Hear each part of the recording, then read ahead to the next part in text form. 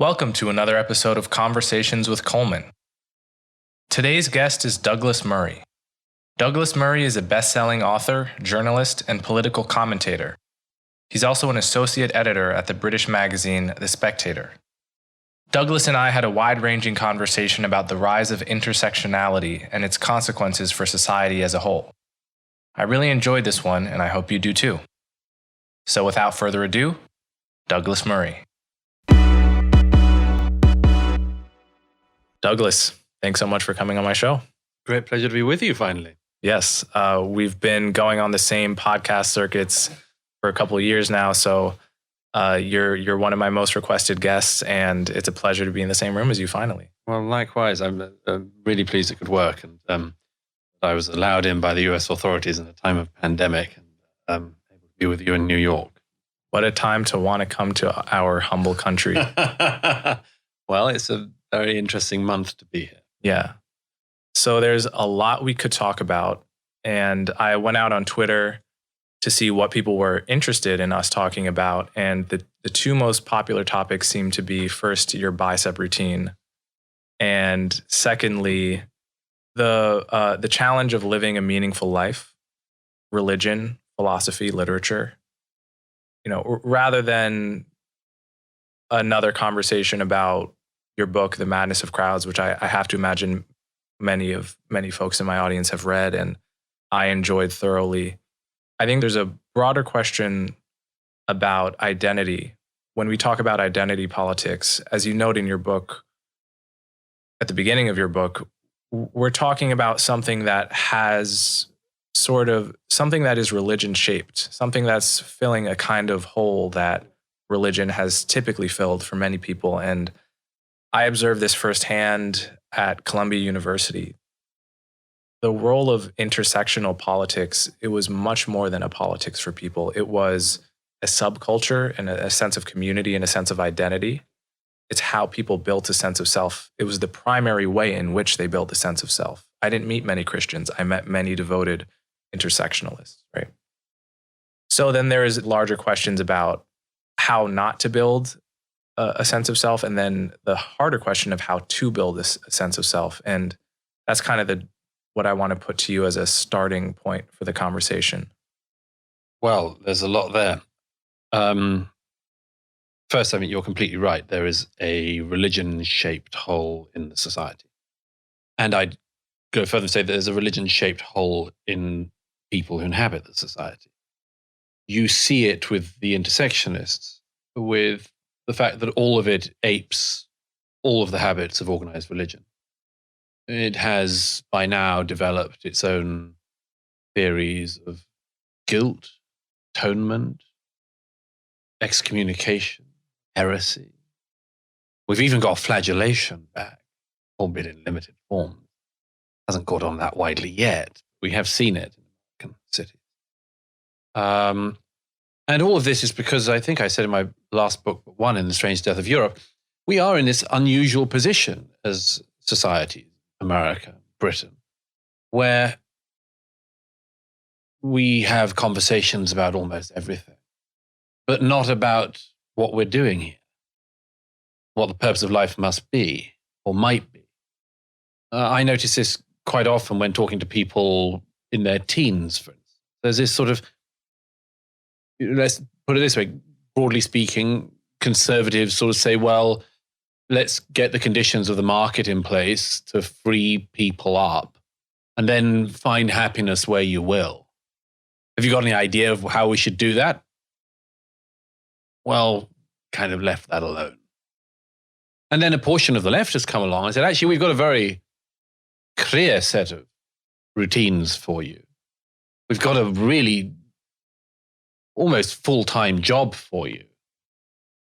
And it's got purpose and it's got drive and it's got some justifications.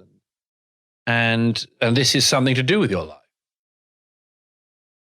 And I do think that there has been a massive abdication of responsibility by a lot of the adults in our society of saying how that hole should be filled. Now, I have my own views on that, and I'm not that prescriptive about it as it happens. because I think there's an almost infinite number of ways in which people can find purpose and meaning in their lives. The reason I wrote The Madness of Crowds was to say, know about this, know the scale of it, and try as hard as possible, as fast as possible to shortcut it, and then get on to what you should be doing. And that question of what you should be doing after that, I can give some broad views on it. I think, firstly, as a person who's instinctively, culturally pretty conservative, I think that one of your best shortcuts is to look at where people found meaning before and find whether you can find it there. In the places, in the ideas, in the culture in which our forebears found purpose and meaning and drive. And that's a good place to start. It's better than trying to invent totally new ways. At least start from there. The other point in that is it helps people not to feel themselves totally at loose in the world. What I mean by that is that if you know how to throw yourself into the places where people have previously found purpose, you won't find it so strange in our society and in our world. You'll know what people are talking about when they talk about certain music or certain art or religion. You'll have a less vague idea of what it is that's going on and what went on before. And I would also say, and I say this as a non-believer, but I think it's a great failing of non-believers, atheists, agnostics, and others, not to address this. I would say, if you're not going to aim towards God-shaped things, the issues that religion has always sought to address across societies and culture are the big issues. Purpose, life, death, birth. It'd be a shame to skip over all of these things or believe we were beyond them. I remember a few years ago, I was on Yasha Monk's podcast, and he asked me a question that really stumped me at the time, which was similar to the question I just asked you. So say, I've been very critical of woke identity, intersectional politics. All of the things you're talking about in the book are things that I'm young enough that I basically grew up with it in the teenage years. I sort of was exposed to it before it hit the wider culture. Right. And I was really enmeshed in circles where everyone adopted it pretty wholesale. Right. So I feel I understand the appeal of it to a degree that a lot of people don't. And that's the reason I've been so critical of it, is because I understand how you can give a teenager who's not been given any grand meta narratives, who either because of the wider secular quality of American culture, religion's not on the table. Christianity certainly isn't on the table. And if it is, it's in a deeply watered down form because how tribal our politics are. Christian just in this country does mean right wing. So if you're not right wing, you can't be unapologetically Christian, right? So that's not really an option for people. And it was never an option for me as a kid who was always attracted to rationalist thinkers that would, destroy the sacred cows. Right. And growing up during the Bush era, when we were seeing a lot of Christianity having an impact in American politics, it really felt like atheism was the underdog to identify with. Yes. Right.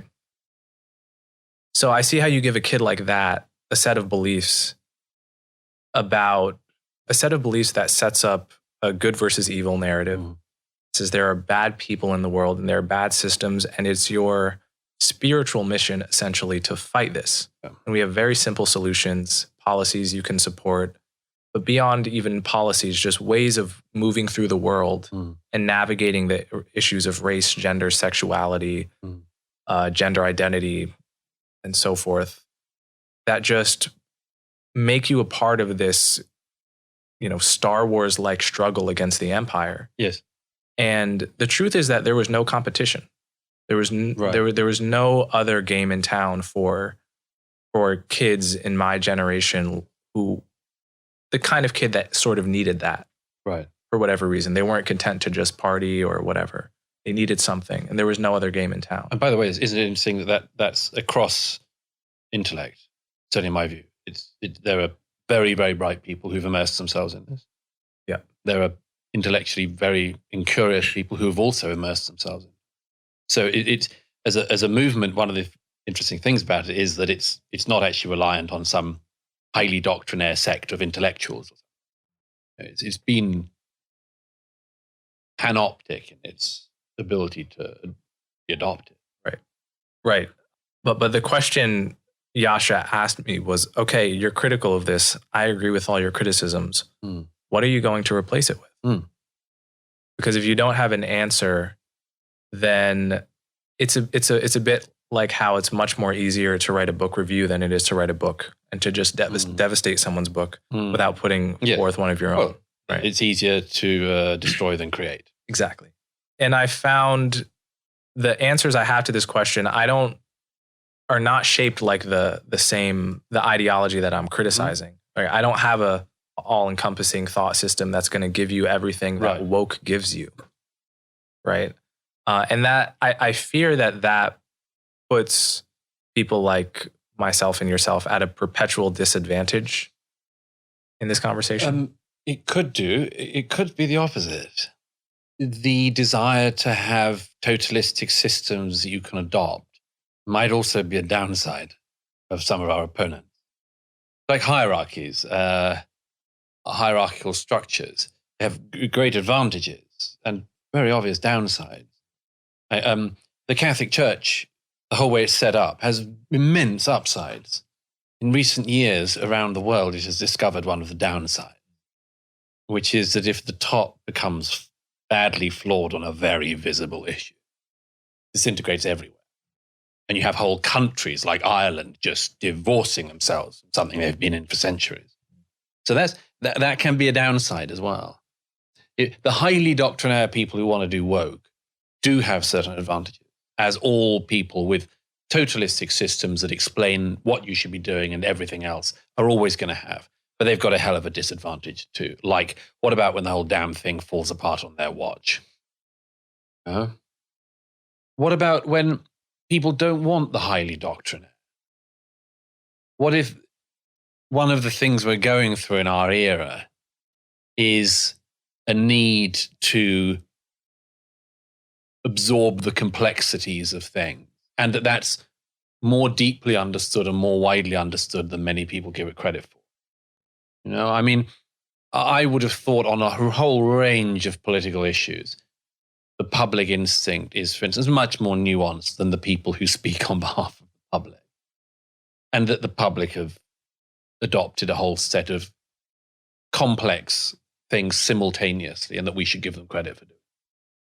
So I agree, it can be a disadvantage not to have the whole thing mapped out. But it is also an advantage. It's an advantage to say, you know, that guy there coming towards you at 100 miles an hour with all of his views and all of his claims, he's got something going for him, and he's also somebody you should run 1,000,000 bloody miles from. You know, like everybody across history who comes at you with that famous glint in their eye that suggests that they think they know better than you how you should live your life, and they will make you if they get the chance. You know, the people who don't have that are at a disadvantage at some points in history. There are other times, and it's a deep advantage not to be doing that. Yeah, the other question that comes to my mind is, I just spoke to Amy Chua about this, she's done a lot of work on tribalism and ethnic attachments. Very, very hard to categorize her. But whether being an American can anymore be a meta narrative that people buy into, because growing up in the blue tribe, I would say, roughly, and you really do have to speak of America as two different countries at this point, I think, sometimes, to understand it. But if you're from the blue tribe, just like Christianity is not really on the table as a meta narrative to to throw yourself into as a kid looking for meaning. Patriotism, likewise, is increasingly unavailable. Yeah, has been for a long time. Yeah. Arguably decades. Yeah. In Europe, it's decades. In America, it's more recent years. Yeah. Right. This goes to something you've talked about in the West, which is, or in the past, which is the West's lack of confidence in itself. Yes. And this is an issue. It's difficult to talk about this because, on the one hand, I've always felt that my country, right or wrong, is not the right ethos, right? Like you want to hold your country to the fire on the things that it's genuinely lagging behind on. Yeah. And so I've always felt that if patriotism means, well, I'm just for my country, period, regardless of what is actually true about my country, that's something I've never felt comfortable with. On the other hand, if I just look at what's true about how do people vote with their feet in the world, where do they want to come? If we're just judging neutrally, yeah, it's unarguable. America has to be among the most amazing places to live in the world. Yeah. Like something is going right here. Yes. All of the Black and brown migrants around the world want to come here first before anywhere else. Yeah. And there's something, that fact just, the America described by the woke left seems so different than the America that Black and brown people all over the world are leaving everything behind for. And so I just seek some kind of coherence, some kind of accurate description of the country that is not reflexive, but is... That's right. I mean, the first task, when you mention your generation and growing up, of course, one of the things that's on my mind is during that time, it's so important that people actually get a reasonable view of what happened the day before they arrived in the world. And I'm not sure that people of your generation, I may say so, not sound too ancient, but I think a lot of people of your generation don't actually have an accurate idea of what the world was like before they came along. By the way, this isn't their fault. There is a deranging trend in history books and in the media that presents the world in a very unsatisfactory way at the moment, that is rewriting the past and redoing the past, apart from anything else, in a tone of extraordinary ignorance, my observation. We continually have news stories, for instance, in my own country, in Britain, and I think it happens here, which presented as if we didn't have prominent Black intellectuals, artists, thinkers, musicians, and much more until now. I have this pet obsession over when the soprano Jessie Norman died last year. It was presented by the BBC and other news media as if there was something absolutely amazing about the fact that she was Black. And that hadn't been amazing or interesting for decades. She recorded Wagner with Karajan in the 1970s. If Karajan didn't have a problem with that in the 1970s, I don't know why news media does in 2020, or presents it as if there is something like that going on, something surprising. And we keep on having stories presented like this. It happens on all of the identity. It's happening with Kamala Harris right now. Like the notion that it's amazing that there's a Black vice president. Right. She's broken through. That's so strange to me, obviously, because we had a Black president for 2 terms. And so there is this really strange dynamic that also gets under my skin of the moment some genuine gain happens, a Black person or a woman breaks through in an area where it actually has never been done before, like the presidency. Before it happens, everyone says it's impossible. Right? If you remember before Obama, everyone was saying the country's not ready. The country is too racist for this Black man named Barack Hussein Obama. Yeah.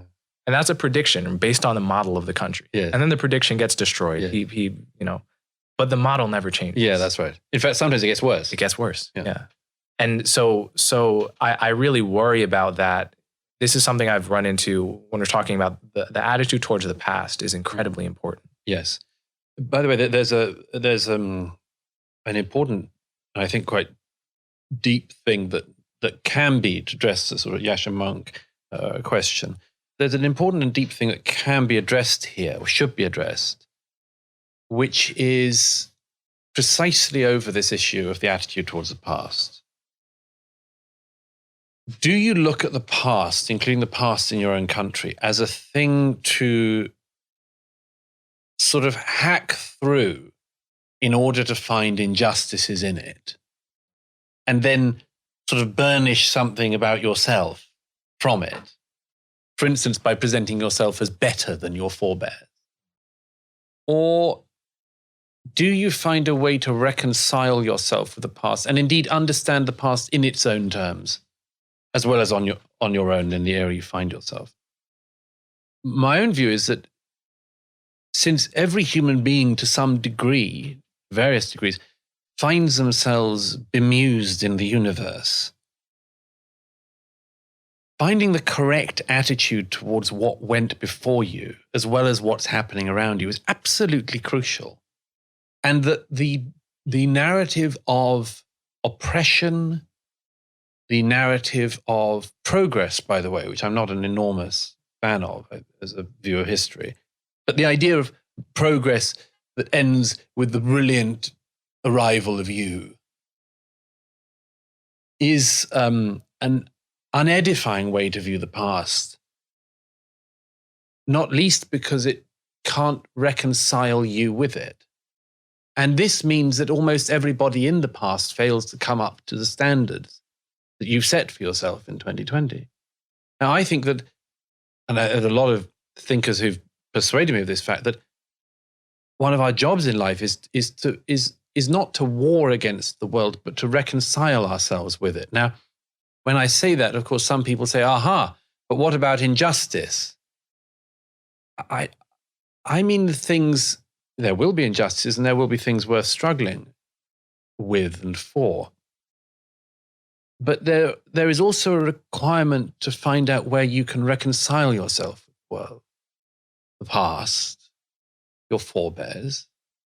And that's where the issue you touched on of nation, of nationalism, would once have stood. The late Roger Scruton described the importance of nationhood as being that it was the widest way in which you could apply the first person plural, that if you felt you could say we with pride for things you yourself had not actually done, when we did that, then that was a successful use of nationhood. Of course, for all sorts of reasons, that's off the table. And all these other forms of belonging are off the table. And we do have to find some way individually, collectively, I would say. I think there are lots of people now trying to do this, to say, well, what would we cohere around? I was very struck recently. I've just been reading Thomas Chatterton Williams' book, his memoir. And I was very struck by a passage in that in which he talks about the way in which people who recognize that there is significance in race, but that it isn't the defining issue, are going to have to cohere in some way in the years ahead to protect that ground and to defend it against several different directions where it could be assailed from. And I think that's a wider aim of those of us who believe in what one would have called a form of liberal pluralism. It's actually going to be a task. I mean, I see, for instance, it goes back to this thing of a purpose in life. I see a great purpose in life of seeing the great rivers of thought and art and beauty and culture and religion and much more that have been coursing through the thing that you're born into, and seeing where you add to it. And if you can't add to it, to be within it at least. And, you know, one of the instincts that makes me against identitarianism of any kind, and specifically now the identitarianism of the far left, is I don't want there to be gay literature. I don't want there to be black studies. I don't want there to be women's books. I want these things all have a role and had a role as tributaries flowing into the main. And once they're in the main, they're there. You're off. You don't need the weird people trying to redirect them out of the river again and into some stagnant pool. Yeah, this is why Bayard Rustin back in the 70s, Bayard Rustin, who organized the March on Washington and was Martin Luther King's strategist, was against the nascent Black studies trends in all of these departments. He said, well, they're finally beginning to study our history. This is what we wanted. Why would we then segregate it? This is exactly what the white supremacists wanted. Of course, that battle has been lost. And Black studies departments now, there are a few, and like you can really put them on one hand, where people are getting Black liberals, progressives, conservatives, and learning how to think in almost the way that you would if it were a normal sociology or history class. But overwhelmingly, these are just indoctrination factories where you have to believe in critical race theory when you come through the door. And we should talk about critical race theory a little bit, because I've been pleased to see that just in the past 2 or 3 months, it's increasingly being called out, and it's sort of, people who didn't know what this was 6 months ago now know what it is. Surprising people say CRT too. It's a new trend. I think it's a very welcome trend. Yeah. And one of the big contentions of critical race theory is what you just said about bringing people into the main, right?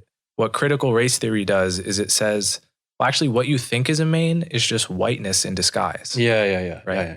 There is no main. Yes. That's why they're so desperate to stop all heresy as they see it of people being adopted into them. Yeah. I mean, then they do it on everything, as you know. I mean, they seriously try to hive off what are now called LGBTQ writers. The idea that there are no gay writers in the canon historically is just one of the great, like, how did you think you were going to persuade people of that? But again, if you are in your late teens or your teens and you're told, the whole thing was of course there was repression of gay rights, like so many other things, of course.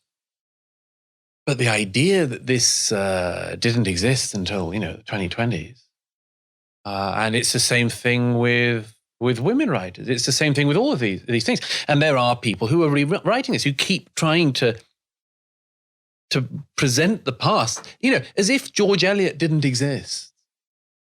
And of course, there's all sort of things to be said about it. But these people, yes, they fear the sharing of ideas. That's one of the things I just can't help seeing at this stage. And by the way, we have a great advantage over them, a great, great advantage, which is that the people who push this stuff are pushing something false. How can you tell it's false? In the way that George Orwell told us to best identify false ideas, which is if the language is false.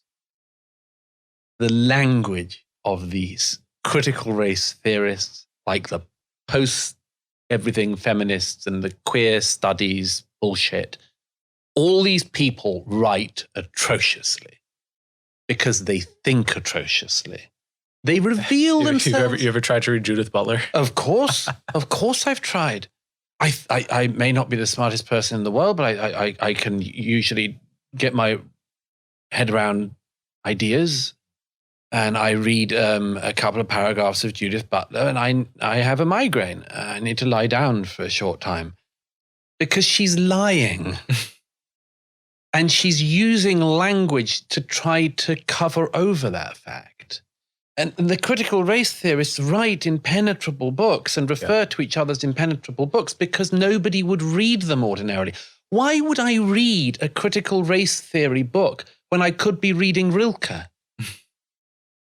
No, it's really true. I think we both spent probably more time than any sane person should reading what are considered some of the great works of critical race theory. Yes. By the way, I should say I have a tip for that. I think it's like drinking alcohol. You should drink a glass of water for every glass of scotch, just to keep the system well. For every bullshit book you read a good one. Mm-hmm. At least those should be the odds. Yeah. And sometimes I find people are sort of they get that wrong. Yeah. No, and I think it's true. Unclear writing is usually a sign of unclear thinking. Yeah. And insofar as your thoughts are very clear, writing becomes much easier. This is, Yeah. as an aside, I think one of the ways in which writing is mistaught. You know, I think you just give students a topic to write about that they may or may not care about or be thinking clearly about, and say write well. Yes. Whereas we should, start with the thinking and go That's towards right. the writing. And by the way, I mean, the other thing is I've been a writer all my life. I was always under the impression that the job of writing in ideas was to try to make complex things able to be understood. And the great moments as you know, as a reader, the great moments are when a writer does that for you, and you have that feeling, what Aristotle calls anagnorisis, the moment of recognition that you have found truth. And that moment comes when a great writer says something that you know to be true, and they have managed to distill the thought in such a way that you recognize it. Morally, you recognize it, and intellectually, you recognize it, and you're thrilled that somebody has done this for you. No, the line of your book that stayed with me and gave me that unpronounceable word, that feeling, was about slaying dragons. Yes. Right. And I don't know if you want to talk about that, but yes, no, I mean it's actually partly lifted from the great Australian philosopher Ken Minogue, who wrote on a book called The Liberal Imagination in the 1970s, described a problem of liberalism. By the way, there's always, one has to caveat that the liberalism is a word that travels on a range of passports. But in The Liberal Imagination, he says one of the problems of liberalism is that once it's slain the dragon, it might find itself like St. George in retirement. The amount of esteem and prestige has been awarded to the dragon slayer might encourage the dragon slayer to stagger around the land looking for other beasts to slay in order to gain all of that admiration again, or in larger quantities even, multiple dragon slayings. And I extend this to say that I think this is the situation in modern liberalism, is that everyone wants to have been with Martin Luther King and the March on Washington. They want to have been with the suffragettes. They want to have been at the Stonewall Inn in 1968, but they missed it. So what do? And they stagger around the land, swishing their sword at ever smaller and less intimidating creatures, until eventually, and some people say we're not there yet, some people say we are, but eventually St. George is found swinging his sword at thin air. And I do think, I'm not being blasé about this, I do think to a great extent that's where we are. But just to return to this idea, the problem is, as I say, is that was the purpose of writing as I saw it always. And the purpose as a reader of reading was to be able to get the idea distilled for you by a mind capable of the distillation process. And what we have in the people that one is railing against at the moment are people who have done exactly the opposite. They actually have very, very simple ideas about people, about societies, about structures, much more. And they wrap it in this incredibly complex and convoluted language because there isn't much there. The whole thing is really quite easy to understand. Yeah. And they make it more complex. By the way, I should mention that you did one, which I'm always allergic to. You use meta-narrative. I was once at something with actually Ken Minogue, I just mentioned, and a young friend is an intellectual, and the thing used the term meta-narrative repeatedly. I never forget that Ken, who had sort of owl-like eyebrows, at one point sort of leapt forward at the end and said, "You keep saying meta-narrative. Why not just narrative?" And it is the case we've all had this lexicon of quite often just slightly more convoluted than they need to be terms. And we've all adopted it to some extent. I do meta-narrative as well occasionally, by the way. I'm not we can all do it. But we have actually been adopting an unnecessarily complex language, even when we're criticizing it. There isn't that much in Butler. It's quite a straightforward, it's a set of assertions. You know what? When the point you're making struck me hardest recently was reading Ibram Kendi's book, How to Be an Anti-Racist. Very good example. So Kendi, unlike the critical race academics, writes very simply. He writes simple, short sentences and so on. And then there gets to be a point in the book where he mentions systemic or structural racism as an aside. And keep in mind, this is a book whose purpose is to explain anti-racism to the widest possible readership. And what he says is, I'm not going to use the term systemic or structural racism in this book.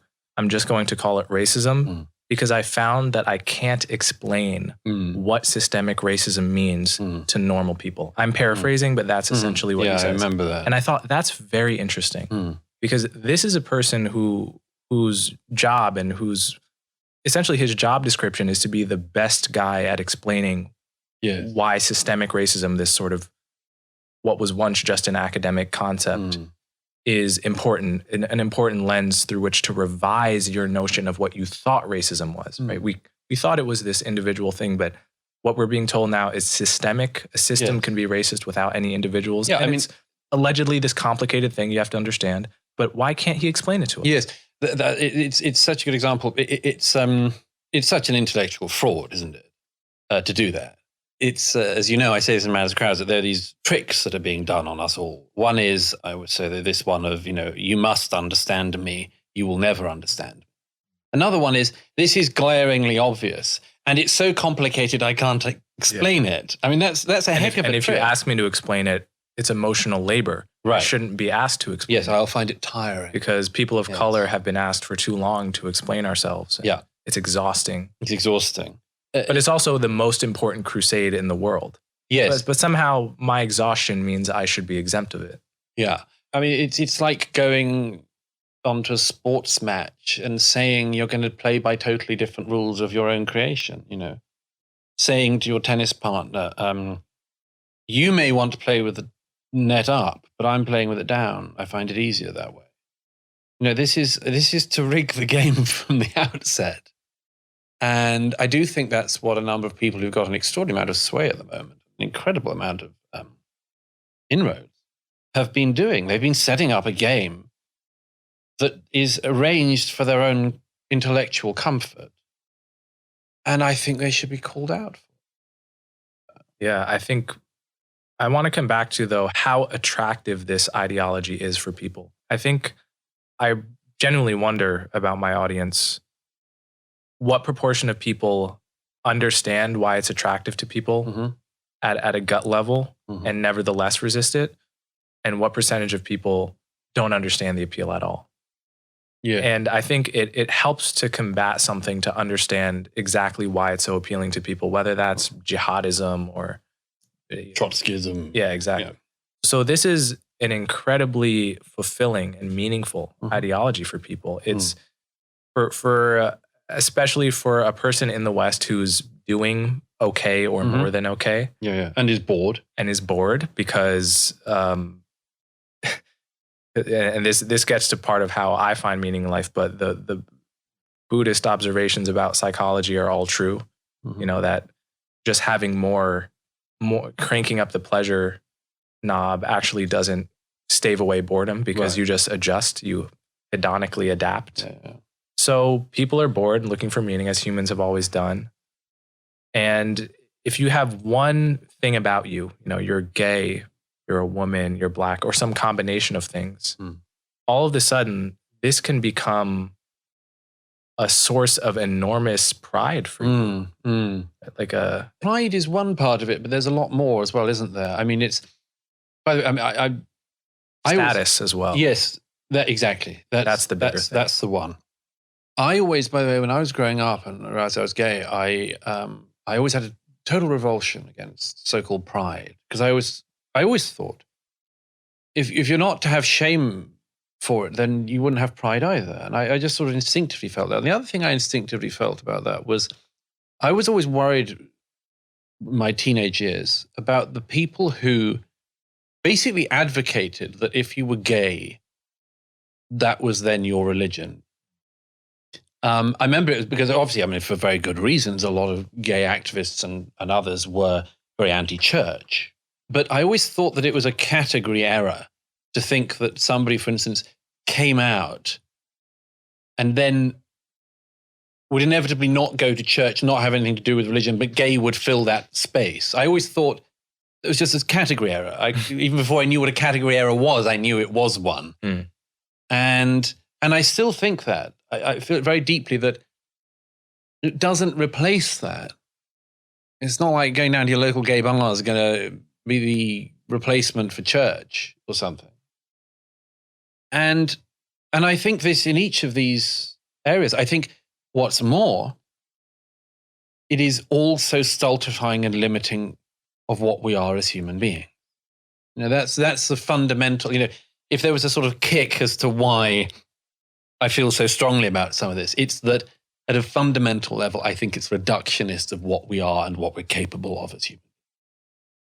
And that, in the same way, that if you introduced somebody, I don't know, if somebody said, hey, this is my gay friend, Douglas, you'd be like, it doesn't do it. Mm. And I think we all feel that, and yet there are these people who've come along and said, no, that should actually be the main thing.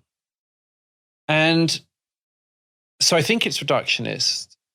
And I also think, by the way, that if we're going to get out of some of the bad thinking we're in, it will be by people experiencing in their own lives the flaws of the system they've been encouraged to imbibe. Now, as you know, I believe that one of the absolutely fundamental ones that is coming at everybody who's adopted the thought system at the time, the one that's coming at all of them is the lack of forgiveness. And I'm sure, like me, you have friends who have experienced that firsthand, Good people or people as good or flawed as anyone else who screw up in whatever way, once or repeatedly, and are done over publicly or in their peer group. And there's no damn way back. That's it. They're over, cancelled, gone. Well, once you've seen that happen to somebody you know, let alone if it's happened to you, you will have doubts about the whole system. And that is the great flaw in... Or you'll just close up whole parts of your personality. You'll close off the experimental and most fun parts of your mind. Yes, absolutely. To make sure that you never end up like that person. Yeah. This is what makes it not just like a religion, but like a cult. But I do think that a lot of people will see this, that it's not just reductionist, not just limiting, but unforgiving. And once that's happened to you, I mean, give an example of this. The unforgivingness about people in history is a trait of the young, and maybe has been for a long time. The concept of, I think, of being young in the way we currently have it hasn't existed that long. People used to just go from childhood to adulthood. Wasn't this these years and then became decades of basically kidulthood, But in recent decades in particular, with the idea that, people can judge their forebears, particularly it's a sort of post-68 thing, I think, in particular. There is this idea that, you can stand in judgment over everyone who went before you because they must have known what we know now. And it's a very common fallacy. It doesn't survive adulthood for most people because we all know, as we grow older, how limited the range of perception for any of us as human beings actually is.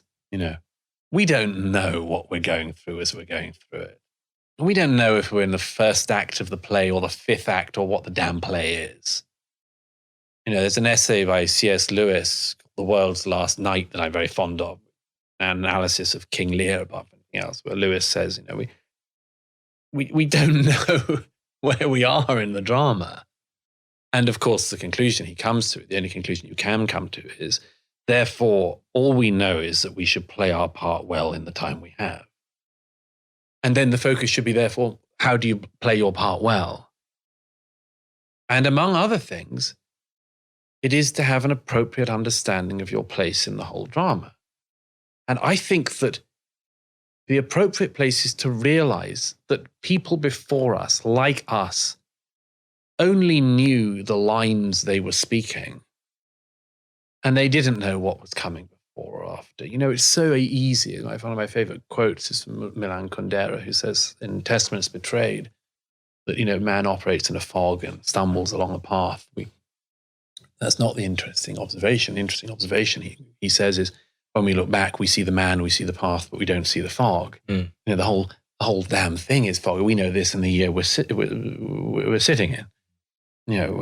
We started this year with a pandemic that was said at the beginning to take vast swathes of us out. Didn't.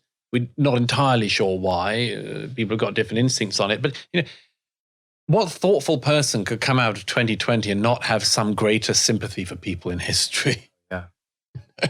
Yeah. I mean, we love to judge the people who messed up Chernobyl or any of these crisis moments, but really we're not doing very much better. And it's for reasons that have to do ultimately with human nature and how this is one of my contentions with woke is that you said people are going to realize how this proves dysfunctional in their own lives, how they're being hurt by it, how people close to them are being hurt by it, which already, happens all the time. But the ways in which it's destined to, collide against reality are all ways that have to do with human nature. And the idea that there's something immutable that we are like as creatures. If you talk about the relationships between men and women, this is one place where I feel, I feel, having imbibed a lot of woke rhetoric about what is the proper attitude towards relations between, a straight man and a straight woman. And I've seen that have virtually no reflection in my actual experiences with actual women. Right. In terms of what they tell me and show me that, they are like. And it's just two completely non-overlapping. And it's much stories. more interesting. Yes. Like the reality is much more interesting. And also knowing the reality, being in touch with what's actually true about human nature and gender differences helps you, I think it can at least help you be more compassionate in your relationships with the opposite sex. I found because there's this perpetual war between men and women, which is that it's being created. Yeah. Partly it's been created, but partly it's that men don't always understand women and women don't always understand men. Right? Sure. And the kinds of conflicts, obviously there are exceptions, I'm making generalizations, but the kinds of conflicts that people get into are very similar and sometimes predictable. And if you're taught that, well, men and women are exactly the same at birth. Yes. I think it's possible for men to just treat women exactly as they treat their male friends, naively thinking that, believing the woke stuff, and vice versa, and then get into all of these conflicts that would be better understood from a point of view of understanding how the genders differ. That they differ, that they can complement each other. The Platonic idea, or Plato's idea of them fitting into each other is a pretty good summary of part of the issue. And that we are infinitely more complex than we are being presented as. Everything to do with relations between the sexes, and indeed relationships and sex and much more in our era, pretends that things are infinitely straightforward. If you only follow the rule book that was made up this morning, hasn't been finished yet, ink's still wet. And that it's got to be, despite the ink still being wet, it's got to be rolled out across every damn person in society now, immediately. Otherwise, catastrophic punishment beatings will occur. Relations, this kind of a very good demonstration, or a reminder, I would say, of our complexity as human beings. A complexity that, again, everybody could find sources in history to remind them of. What is it? St. Paul says in one of the letters, I think it's the letter to Galatians, he says somewhere, he says, that I would not, that I do. That I do, that I would not. It's a good summary of something, isn't it? There are things you should do and you don't. Things you shouldn't do that you do, and so on. This is all knowledge we've had Like, we don't need people to come along and pretend to us that we are things that we're not and we feel we're not.